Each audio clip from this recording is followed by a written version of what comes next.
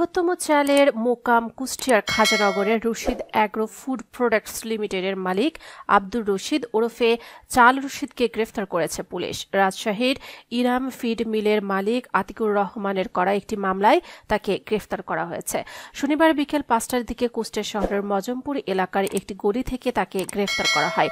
বিষয়টি নিশ্চিত করেছেন কুষ্টিয়া মডেল থানা পুলিশের ভারপ্রাপ্ত কর্মকর্তা শিহাবুর রহমান শিহাব। আব্দুর রশিদ ওরফে চাল রশিদ দেশের অন্যতম শীর্ষ চাল ব্যবসায়ী এবং Bangladesh auto major and husking mills মালিক সমিতির সভাপতি। তিনি দেশের চাল সিন্ডিকেটের মূল হোতা। তার ইশারাতেই দেশের চালের দাম ওঠানামা করত।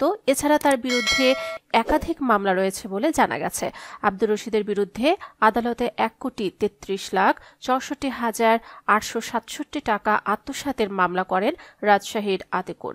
মামলায় আতিকুর রহমান উল্লেখ করেন, আব্দুর রশিদ তার ব্যাংক হিসাবে আমার কাছ থেকে 1,33,64,867 টাকা অগ্রিম নিয়ে মৎস্য খাতের কাঁচামাল কিংবা টাকা কোনোটাই দিচ্ছেন না। গত 17 সেপ্টেম্বর আদালত তার বিরুদ্ধে গ্রেফতারি পরোয়ানা জারি করেন।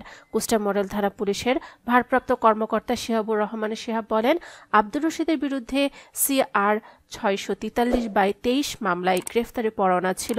ওয়ারেন্টভুক্ত আসামি ছিলেন তিনি। আব্দুর রশিদ এবং তার পরিবারের সদস্যদের বিরুদ্ধে ঋণ খেলাপির দায়ে আদালতে 68টি মামলা করেছে সোনালী ব্যাংক, ইসলামী ব্যাংক সহ দেশের বেশ কয়েকটি আর্থিক প্রতিষ্ঠান।